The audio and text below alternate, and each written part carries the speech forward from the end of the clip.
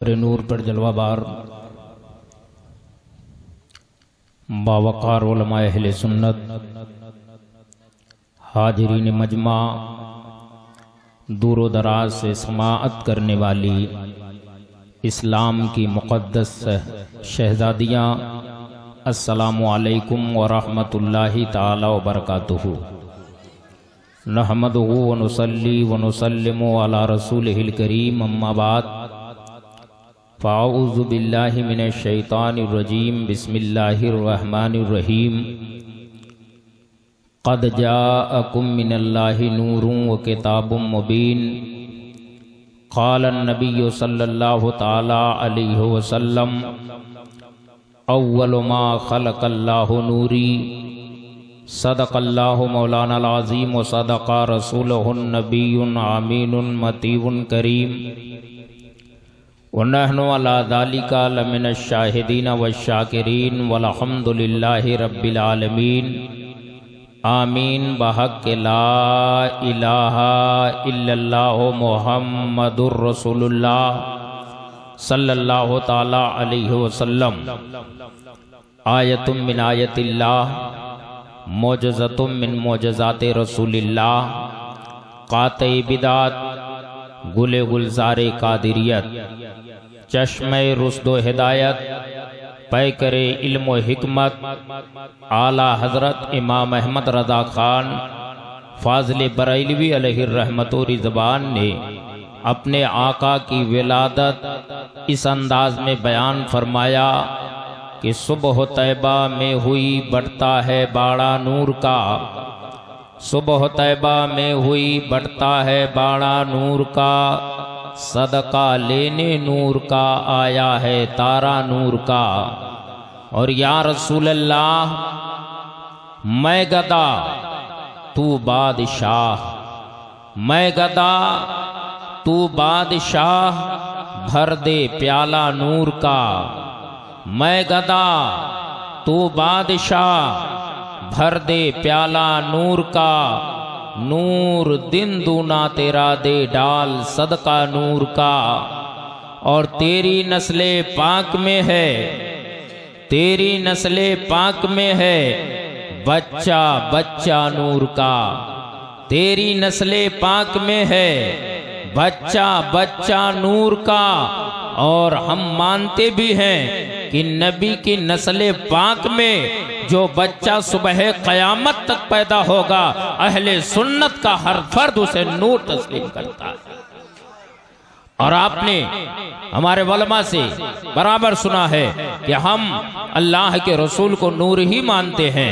हजरत फातिमा ज़हरा को नूर मानते हैं, हजरत हसन को नूर मानते हैं, हजरत हुसैन को नूर मानते हैं, हजरत ज़ैनुल आबदीन को नूर मानते हैं, हजरत अली असगर को नूर मानते हैं, हजरत अली अकबर को नूर मानते हैं। हम हजरत इमाम बाकर को नूर मानते हैं, हजरत इमाम काजिम को नूर मानते हैं, हजरत इमाम काजिम और हजरत रजा अली को हम नूर मानते हैं। और हजरत सैयदना गौसे आजम को हम नूर मानते हैं, हजरत गरीब नवाज को हम नूर मानते हैं, बाबा फरीदुद्दीन गंज शकर रहमतुल्लाह अलैह को हम नूर मानते हैं, हजरत साबिर कलियरी को हम नूर मानते हैं। और हम तमाम आले मुस्तफ़ा, तमाम आले महरेरा को हम नूर तस्लीम करते हैं। तभी तो आला हजरत ने कहा था, तेरी नस्ले पाक में है बच्चा बच्चा नूर का। तू है नूर, तेरा सब घराना नूर। तेरी नस्ले पाक में है बच्चा बच्चा नूर का। तू है ने नूर, तेरा सब घराना नूर का। और जिब्रीले अमी ने गाड़ा काबा की छत पे झंडा। जिब्रीले अमी ने गाड़ा काबा की छत पे झंडा। ता अर्शुड़ा फरेरा सुबह सबे विलादत, ता अर्शुड़ा फरेरा सुबह सबे विलादत। हम और आप आज के इस बज़्म नूर में, जहाँ मुल्क व मिल्लत के मायना शुअरा आपके मेंबर पर जलवा गर हैं, वहीं बड़े बड़े खुतबा शुअरा हुफ़ाज़ किराम भी जलवा गर हैं। आप हज़रात की तशरीफ़ और इस बात की गम्माज़ी कर रही है कि हमारी सुबह जिंदा है, हमारी शाम जिंदा है, हमारे दिल की तख्ती पर नबी का नाम जिंदा है।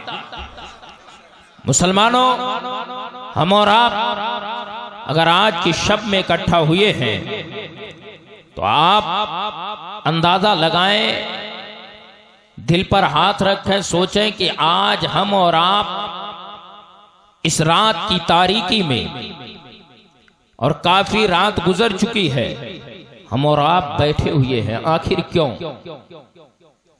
इसकी वजह यह है कि हम आज मिलादे मुस्तफा की महफिल में हैं, और मिलाद बमाना विलादत, मिलादुन नबी, नबी की पैदाइश के मौका पर, यानी आपने जुलूस निकालकर, आपने अपनी खुशियों का इजहार करके जुलूस निकालकर, ना तो मनकबत के अशार पढ़कर, मरहबा के नारे लगाकर, सल्ले आला का नारा लगाया, और तरह तरह के नारे हमारे उलमा लगाते हैं। इस तरीके के नारे लगाकर आपने विलादत मुस्तफा की खुशियां मनाई हैं, और उसी ज़िम्न में आज की रात हम और आप इकट्ठा हुए ताकि रसूलुल्लाह का जिक्र किया जाए, अल्लाह का जिक्र किया जाए, विलादत मुस्तफा का जिक्र किया जाए। नबी की विलादत कैसे हो रही है, ताजदारे अरबो अजम कैसे आ रहे हैं, नबी की शान क्या है, नबी की अजमत क्या है, नबी का वकार क्या है।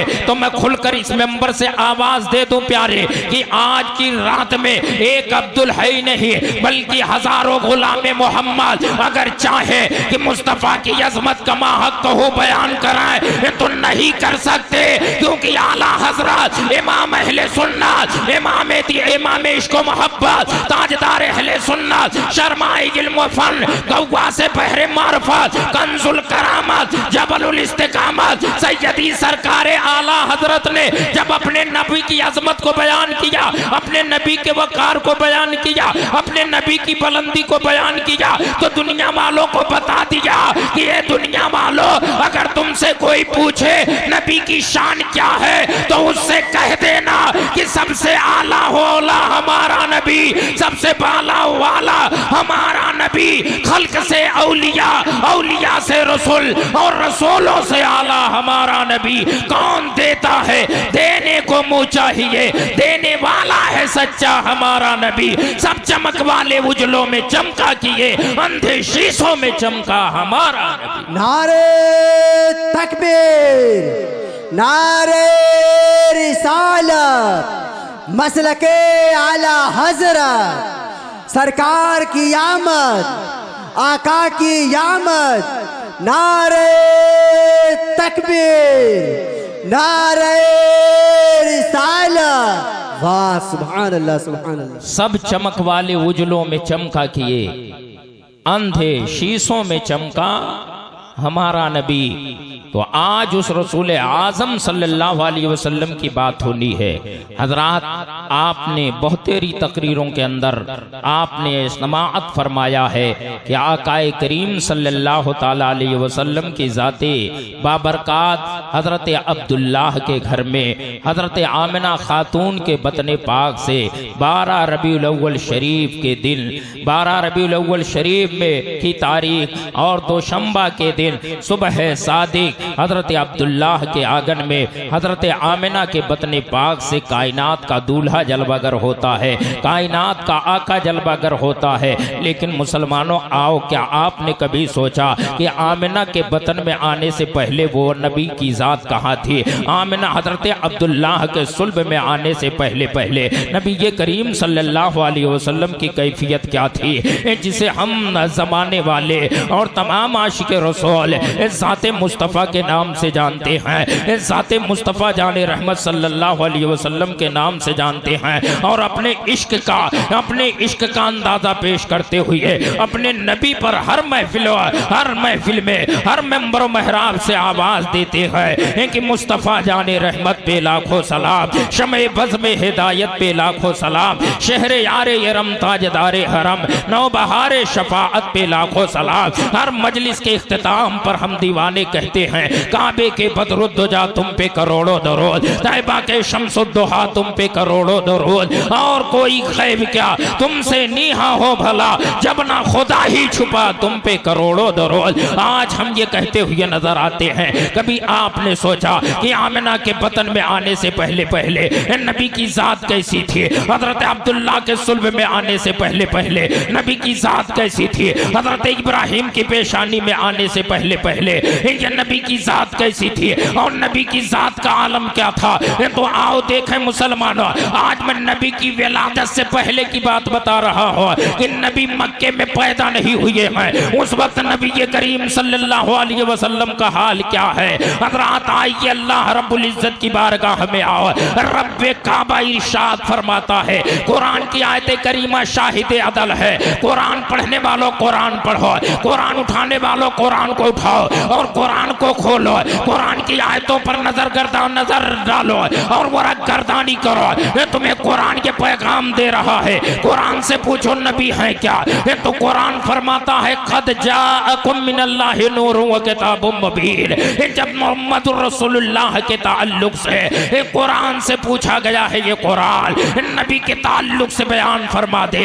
कुरान कहता है कद जाअकुम मिनल्लाहि नूर। बात समझने की है। अल्लाह तबारक व तआला ने अपने महबूब मुकर्रम की बात किया है तो फरमा रहा है, बंदो तहकीक की आ गया तुम्हारे पास अल्लाह की जानिब से नूर। क्या आया? अल्लाह की जानिब से क्या आया? नूर आया। अल्लाह की जानिब से नूर आया। तभी तो आला हजरत ने कहा, तू है ऐने नूर, तेरा सब घराना नूर का। अल्लाह की जानिब से आया क्या? नूर आया।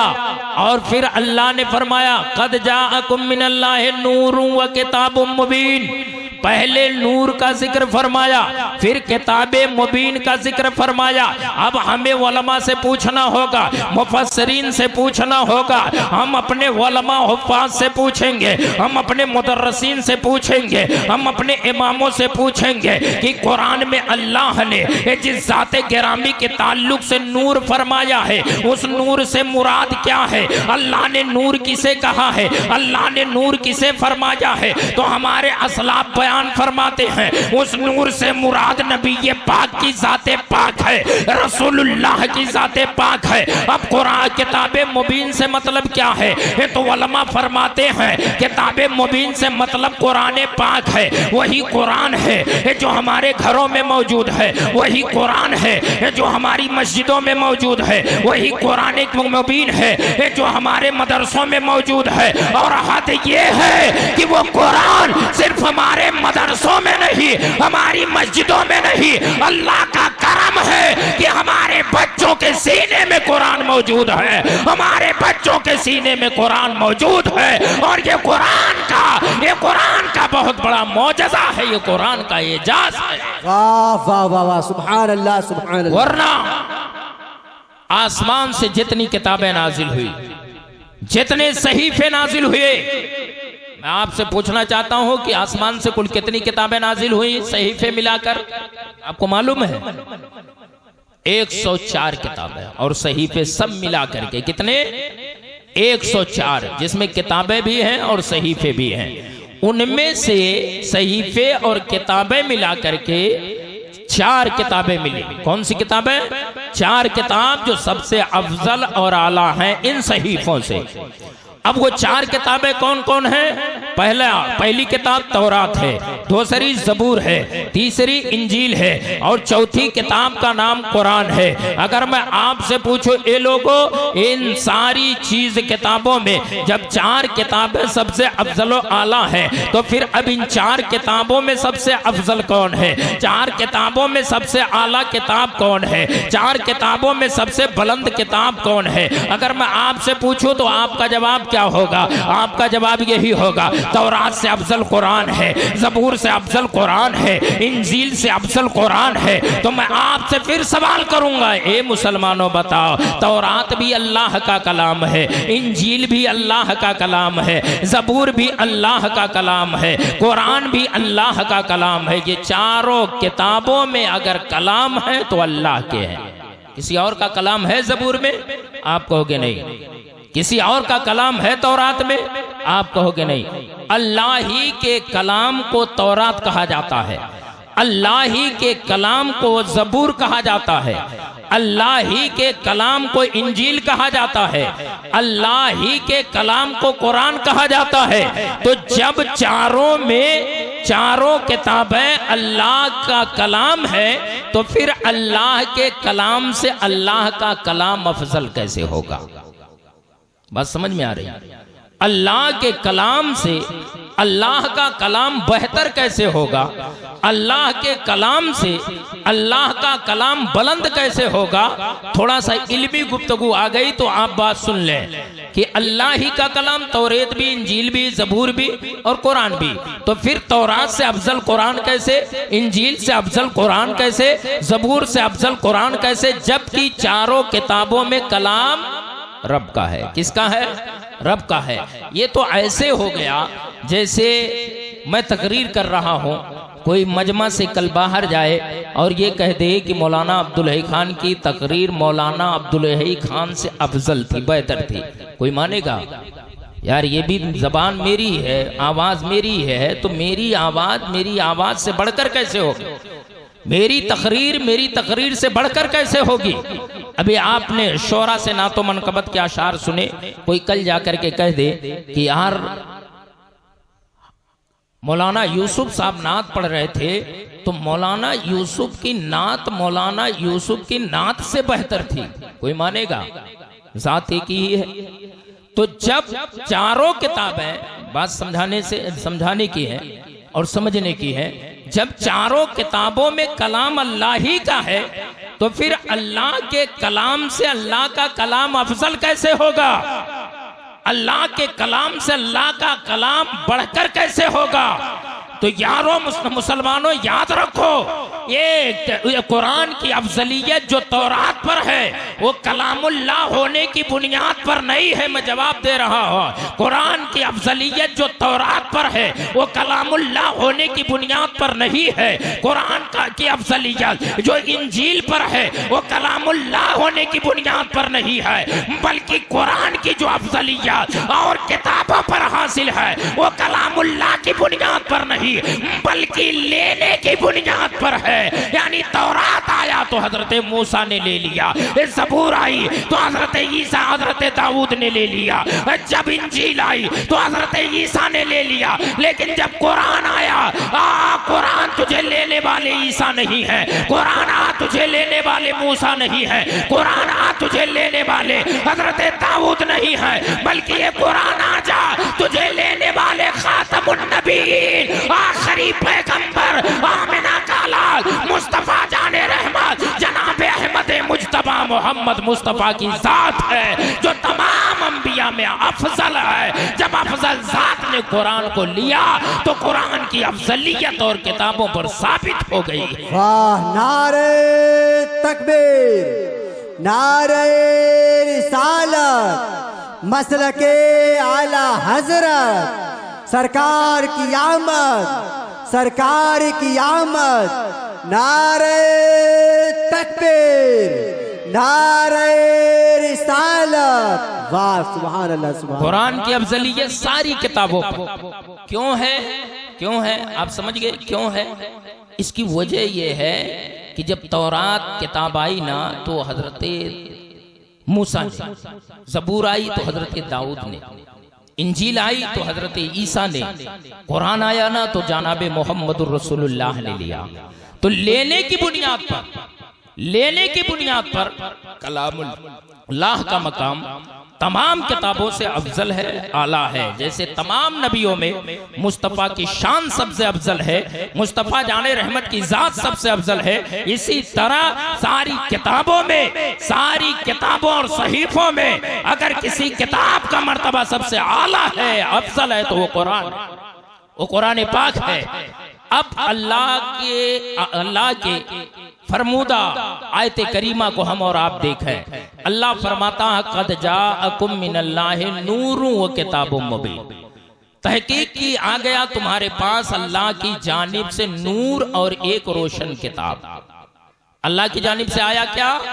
एक नूर और रोशन किताब यानी अब नूर से मुराद उलमा फरमाते हैं रसूलुल्लाह की जात है, किताब मुबीन से मुराद कुरान पाक है। अब सवाल पैदा होता है कि परवरदिगार ये अल्लाह तबारक व तआला, क्या रुश्दो हिदायत के लिए नबी की जात काफी नहीं थी? रसूल आए तो कुरान क्यों आया? रसूल आए तो किताब क्यों आई? रसूलुल्लाह आए तो साथ कुरान क्यों? रसूलुल्लाह आए पीछे कुरान क्यों? आखिर वजह क्या है? क्या रसूलुल्लाह रुश्द हिदायत के लिए काफी नहीं? क्या रसूलुल्लाह अल्लाह की वहदानियत के ऐलान के लिए काफी नहीं? यकीनन मेरा रसूल काफी है, लेकिन कुरान आ रहा है। इसका मकसद ये है, मैं आपको एक छोटी सी मिसाल दे दूं ताकि आपकी समझ में बात आ जाए कि अल्लाह तबारक व तआला ने अपना रसूल भी दिया है, अपना कुरान भी क्यों दिया है, रसूलुल्लाह के साथ साथ कुरान क्यों दिया है। एक छोटी मिसाल आप देख लें। आप किसी दुकान पर जाएं और दुकान पर जाने के बाद अगर बेहतरीन क्वालिटी की आप अगर मोबाइल खरीदना चाहें तो कीमत आप मोबाइल की देंगे, और जब आप मोबाइल लेंगे ना तो साथ साथ आपको मोबाइल के साथ एक छोटी सी बुक मिलती है, यानी छोटी सी किताब मिलती है। आप जरा पलट करके उसी मोबाइल के दुकान वाले से पूछिए, ए मोबाइल के दुकान वाले, हमने तो कीमत सिर्फ किताब की अदा फरमाई थी, हमने कीमत किताब की, हमने किताब मोबाइल की कीमत दी थी, तू साथ किताब क्यों दे रहा है? हमने इसकी कीमत नहीं दी है। तो वो मोबाइल बेचने वाला दुकानदार कहेगा, मौलाना आपने मोबाइल खरीदा है, किताब हमारा देना फ्री में है, इसे ले जाइए। आप उससे पूछिए मोबाइल के साथ किताब जरूरी है? कहेगा हाँ, मोबाइल के साथ किताब का ले जाना जरूरी है। आखिर क्यों? तो उसका जवाब ये होगा, मौलाना जब आप मोबाइल चलाएंगे तो किताब की जरूरत होगी। पूछो क्यों? इसलिए उस किताब में ये मामला लिखा हुआ है कि अगर मोबाइल के सेटिंग को ओपन करना है और आपको जानकारी नहीं है तो किताब को पढ़ करके उसकी सेटिंग को ओपन कर लो। मैसेज भेजना है तो इस किताब को पढ़ना होगा, अगर इनबॉक्स में जाना है तो इस किताब को पढ़ना होगा, गैलरी में जाना है तो इस किताब को पढ़ना होगा, फोटो सेंड करना है तो इस किताब को पढ़ना होगा। बिला तफसील अब्दुल खान मेंबर नूर से ऐलान करता है, दुनिया वालों, जब दुनिया के एक टेक्नोलॉजी को समझने के लिए किताब की जरूरत है तो मोहम्मदुर रसूलुल्लाह को समझने के लिए कुरान की जरूरत है। बगैर किताब के रसूलुल्लाह समझ में नहीं आएंगे और बगैर रसूलुल्लाह के कुरान समझ में नहीं आएगी। अगर रसूल को समझना है तो कुरान पढ़ो, कुरान को समझना है तो रसूल पाक से मोहब्बत करो। जिस तरह दुनिया को समझने के लिए किताब की जरूरत है, इसी तरह नबी को समझने के लिए कुरान की जरूरत है। बेशक बेशक, सुभान अल्लाह सुभान अल्लाह। आप कुरान पढ़ो, कुरान पढ़ो। मैंने दावा किया ना, नबी को समझने के लिए कुरान पढ़ना जरूरी है। बगैर कुरान पढ़े आप ये कहो कि नबी समझ में आ जाए, नबी समझ में आए तो कहीं अपनी तरह कह दोगे, कहीं अपने जैसा कह दोगे। किसी ने कहा मुझसे कि मौलाना आप लोग तो नबी को इतना, हमारा अकीदा ये भी है कि नबी खुदा से जुदा भी नहीं है, खुदा से जुदा भी नहीं है। हमने नबी को खुदा नहीं माना और ना हमने खुदा को नबी माना। खुदा का मकाम अलग है, नबी का मकाम अलग है। हम नबी को नबी की तरह मानते हैं, खुदा को खुदा की तरह मानते हैं।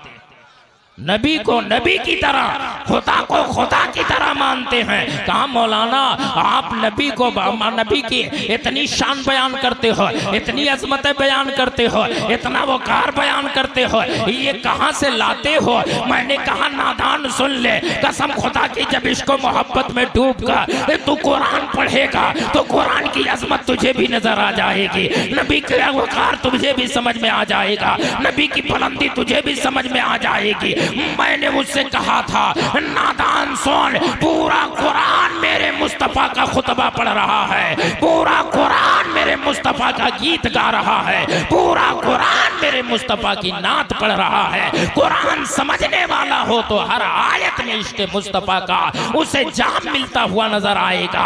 कुरान पढ़ने वाला हो, कुरान समझने वाला हो तो मुस्तफा की मोहब्बत उसे हर हर हर्फ में नजर आएगी। वाह, सुभान अल्लाह सुभान अल्लाह। मुसलमानों, बहुत खूब। मैंने कहा ना, नबी को समझना है तो कुरान पढ़ो। जब कुरान पढ़ोगे तो समझ में बात आएगी कि नबी का मकाम क्या है। हमने को अल्लाह है तो एक से पहले क्या था? बच्चे ने कहा सुन तेरे सवाल का जवाब। ये 8 साल का बच्चा आज बगदाद के मैदान में देता हुआ नजर आएगा।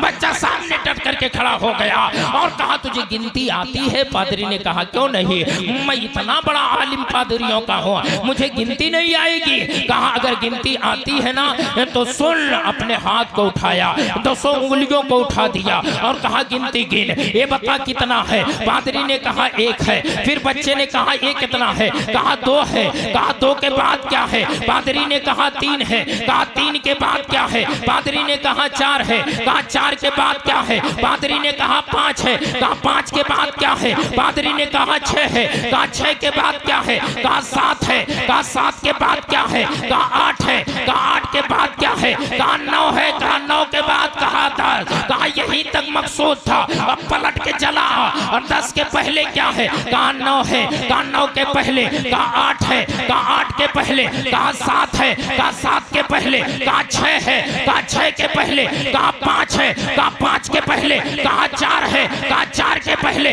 कहा 3 है। कहा 3 के पहले। कहा 2 है। कहा 2 के पहले। उसने कहा 1 है। ये माऊद बच्चे ने कहा 1 से पहले। पादरी ने कहा 1 है, 1 से पहले कुछ नहीं। बच्चा खड़ा हुआ, कहा मेरा अल्लाह 1 है, 1 से पहले कुछ नहीं। नारे तकबीर, नारे रिसालत, मजहबे इस्लाम, नारे तकबीर। वाह वाह वाह, जिंदाबाद। मेरा अल्लाह 1 है, 1 से पहले कुछ नहीं। अब उस पादरी का दिमाग खटका कि ये बच्चा 8 साल का इतना बड़ा जवाब दे रहा है। काश ठीक है तुम पहले सवाल से तो बच गए, लेकिन दूसरे सवाल से तुम बच नहीं सकते हो, तुम्हें भी पादरी धर्म कबूल करना ही पड़ेगा। बच्चा सीना तान करके कुरान सीने पे रख करके अपने रब पर भरोसा करके कहता है कि मेरे पास कुरान है, दुनिया की कोई ऐसी चीज नहीं है जो कुरान के अंदर ना हो। कसम खुदा की साइंस आज भी यहूद और नसारा मुसलमानों से ज्यादा कुरान पढ़ रहे हैं। आप कहोगे मौलाना आखिर ये साइंस वाले हमसे ज्यादा कुरान क्यों पढ़ रहे हैं? तो मैं कहूंगा कि ये जो टेक्नोलॉजी है वो कुरान के अंदर है। हवा में लोहा कैसे उड़ाया जाएगा ये कुरान बता रहा है। पानी में लोहा कैसे तैराया जाएगा ये कुरान बता रहा है। साइंस से जहां दम तोड़ रही है वहीं से कुरान का इरशाद शुरू होता है। आप पता करिए कुरान हमसे ज्यादा यहूद और नसारा पढ़ रहे हैं और उससे बड़ी बड़ी चीजें अखज़ करके वो लोग उसकी परीक्षण कर रहे हैं। बहरहाल बच्चे के सीने पे कुरान है। कहा दूसरा सवाल भी कर। बच्चे ने उस पादरी ने दूसरा सवाल किया, ये बता अगर तेरा अल्लाह 1 है तो है कहां? तेरा अल्लाह है कहां? ये बड़ा आसान सवाल आपको लगता होगा कि अल्लाह है कहां। मुसलमानों मौलाना फिरोज साहब किबला से आप पूछिए अल्लाह कहाँ? अगर ये कहते पूरब में है तो कुफ्र का फतवा है, पश्चिम में है तो कुफ्र का फतवा है, उत्तर है तो कुफ्र का फतवा है, दक्षिण है तो कुफ्र का फतवा है, ऊपर है तो कुफ्र का फतवा है, जमीन पर है तो कुफ्र का फतवा है। इसलिए कि अल्लाह के लिए मकान और मकानियात का मानना ये कुफ्र है। अल्लाह के लिए किसी जगह का तयन करना कुफ्र। अल्लाह कहाँ है कि कोई जगह मुतय्यन नहीं कर सकता कि अल्लाह ऊपर है अल्लाह नीचे है। आज भी हमारे आम बोलचाल में लोग कहते हैं यार ऊपर वाला जैसा चाहे वैसा हो, कहते हैं कि नहीं? ये जुमले गुमराहियत के हैं। बदलो अपने नजरियात को, बदलो अपने तफक्कुर को, बदलो अपने फिक्र को। मेरा अल्लाह ऊपर नीचे नहीं है, बल्कि उस बच्चे ने कहा था जब पादरी ने कहा कि अल्लाह कहाँ है तेरा इस बात, तो उस पादरी को उस 8 साल बच्चे ने समझाने के लिए कहा था तेरे पास कोई रोशनी का इंतजाम है? पादरी ने कहा हाँ। मोमबत्ती लाई गई और मोमबत्ती को उस बच्चे ने कहा जला दो। जब मोमबत्ती जला दी गई और उसकी रोशनी फैली ना, तो रोशनी जैसे ही फैलना था बच्चे ने पूछा था ये बताओ इसकी रोशनी कहाँ जा रही है? पादरी ने कहा सुनो, इसकी रोशनी जितना दाएं जा रही है बाएं भी जा रही है, जितना आगे जा रही है उतना ही पीछे भी जा रही है। इसकी रोशनी दाएं भी है, बाएं भी है, आगे भी है, पीछे भी है, ऊपर भी है, नीचे भी है। पर उस बच्चे ने कहा था जब दुनिया के नूर का ये आलम है कि वो हर जगह है, तो फिर नूर खुदा का आलम क्या क्या होगा? मेरा खुदा हर जगह मौजूद है। वाह वाह वाह वाह वाह वाह, जिंदाबाद। मेरा खुदा जब दुनिया के नूर का ये आलम है तो फिर खुदा तो नूरुन अला नूर है। खुदा का आलम क्या होगा? मेरा खुदा हर जगह मौजूद है। पादरी चौंक गया कि 8 साल का बच्चा है या कोई फरिश्ता आ गया। 8 साल का बच्चा जवाब दे रहा है या कोई फरिश्ता जवाब दे रहा है? उसके बाद पादरी ने कहा, बेटा तुमने 2 सवालात के जवाब तो दे दिए, लेकिन तीसरे सवाल का जवाब नहीं दे पाओगे। इसलिए मुसलमानों, आज तो आपके गांव में एक छोटे से मजलिस में मैं इस चैलेंज को करता हूँ, कसम खुदा की, रब काबा का खौफ खाते हुए मैं ये जुमला बड़े बड़े कॉन्फ्रेंसों में अदा किया है कि इल्म किसी के बाप की जागीर नहीं है। अल्लाह जिसे चाहे उतना इल्म अता फरमा देता है। ये किसी के बाप की मीरास नहीं और ना किसी की जागीर। जितना बंदा चाहता है अल्लाह उतना अता फरमा, किसी की जागीर नहीं। 8 साल का बच्चा है, जहां तमाम मुसलमान रो रहे थे, 8 साल का बच्चा जवाब दे रहा है। ये इल्म आया कहां? अल्लाह की अता से, अल्लाह ने अता फरमाया। उसके बाद तीसरा सवाल ये था। 2 सवाल तो आप समझ लिए ना।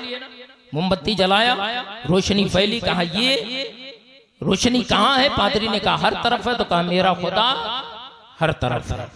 तीसरा सवाल, पादरी ने कहा ये बताओ कि तुम्हारा खुदा इस वक्त कर क्या रहा है?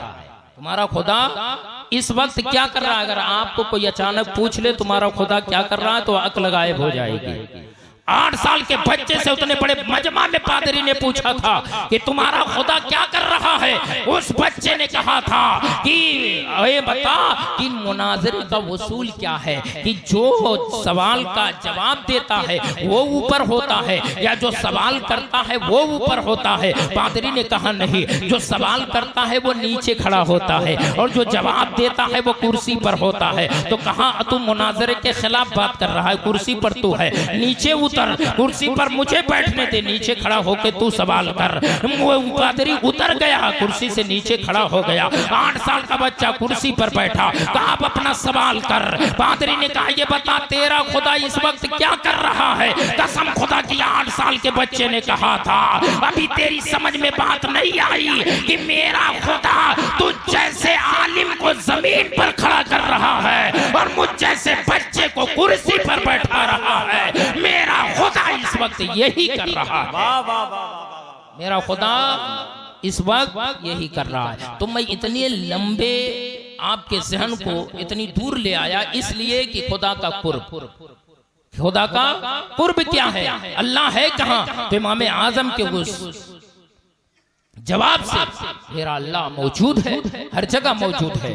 बहरहाल अल्लाह ने उस नूर को अपने कुर्बे खास में रखा। कहां रखा? कुर्बे खास में रखा। उसके बाद अल्लाह ने जब चाहा, मुख्तसर आप सुन ले, टाइम काफी हो गया, उकताहट भी आपको हो गई है। बहरहाल अल्लाह तबारक व तआला ने जब चाहा कि कायनात बनाई जाए, कायनात बनाई जाए, तो परवरदिगार आलम ने उस नूर को लिया। किस नूर को?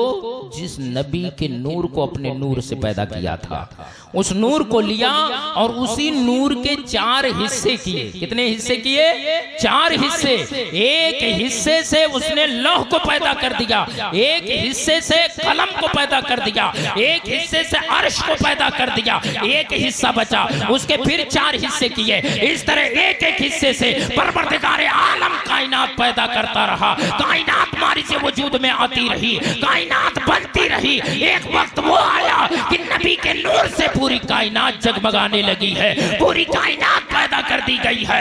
नबी का इरशाद ये है कि कुल्लु खलाइकिन मिन नूरी व अना मिन नूरिल्लाह, सारी कायनात मेरे नूर से पैदा की गई और मैं अल्लाह के नूर से पैदा किया। उसके बाद अल्लाह तबारक व तआला ने कायनात पैदा कर दिया, फिर चाहा कि इस नूर को दुनिया में भेजा जाए। मुख्तसर आप सुन ले, क्योंकि हमारे शोरा हज़रात मिंबर नूर पर आ चुके हैं ताकि सलातो सलाम मिलकर पढ़ा जाए।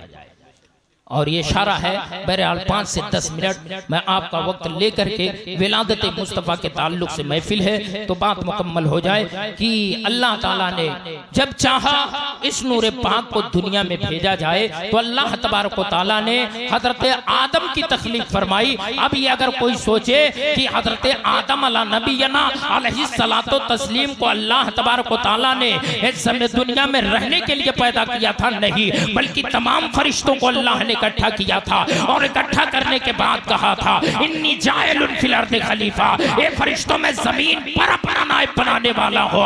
मुसलमानों सुनो, अल्लाह ने ये नहीं फरमाया था इन्नी जाइलुन फी जन्नत खलीफा, अल्लाह ने ये नहीं कहा था ये फरिश्तों में जन्नत में अपना खलीफा पैदा करूंगा, ये नहीं कहा था इन्नी जाइलुन फी समाए खलीफा, आसमान में अपना खलीफा पैदा कर रहा हो, नहीं, बल्कि अल्लाह ने फरमाया था इन्नी जाइलुन फिल अर्दि खलीफा, ये फरिश्तों जमीन पर मैं अपना नायब बनाने।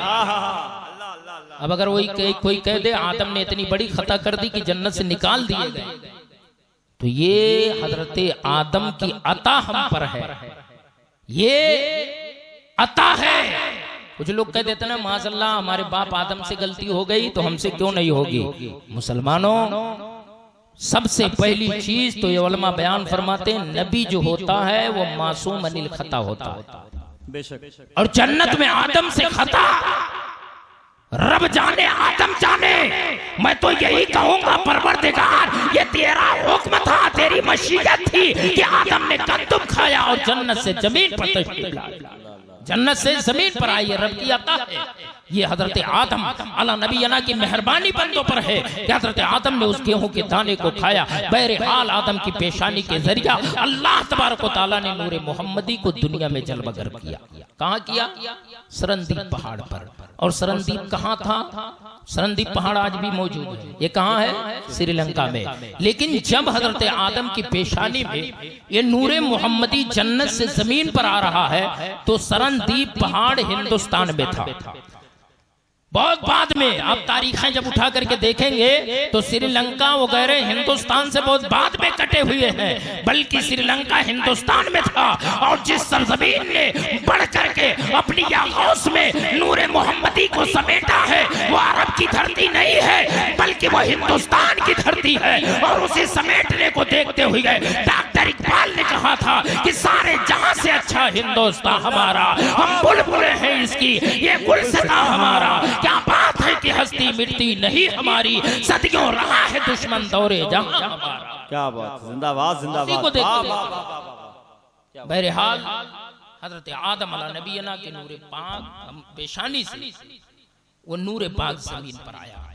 अब इंशाअल्लाह ताला कभी अगर मौका आया तो मैं ये जरूर साबित करूंगा कि हजरत आदम से एक के बाद दीगरे मुंतकिल होता हुआ वो नूर हजरत अब्दुल्ला की पेशानी में, फिर वो नूर मुंतकिल होता हुआ हजरत आमिना के रहम में, और हजरत आमिना खातून के रहम पाक से वो नूर पाक दोशंबा के दिन 12 रबीउल अव्वल शरीफ की तारीख सुबह सादिक के वक्त मक्कतुल मुकर्रमा में पैदा हुआ। हर चार जानिब से आवाज बुलंद हुई, या नबी सलाम अलैका, या रसूल सलाम अलैका, या हबीब सलाम अलैका, सलवातुल्लाह अलैका। और पूरे मेंबर की तरफ से आला हजरत अजीमुल बरकत का सहारा लेते हुए मुस्तफा जाने रहमत की बारगाह में अर्ज करूंगा कि मुस्तफा जाने रहमत पे लाखों सलाम, शम्हे बज़्म हिदायत पे लाखों सलाम, शहरे यारे यरम ताजदारे हरम, नौबहारे शफाअत पे लाखों सलाम, नौबहारे शफाअत पे लाखों सलाम। काबे के बदरुद्दुजा तुम पे करोड़ों दरूद, तैबा के शम्सुद्दुहा तुम पे करोड़ों दरूद, और कोई गैब क्या तुमसे निहा हो भला, जब ना खुदा ही छुपा तुम पे करोड़ों दरूद। वमा अलैना इल्लल बलाग। अस्सलामु अलैकुम व रहमतुल्लाहि तआला व बरकातहू।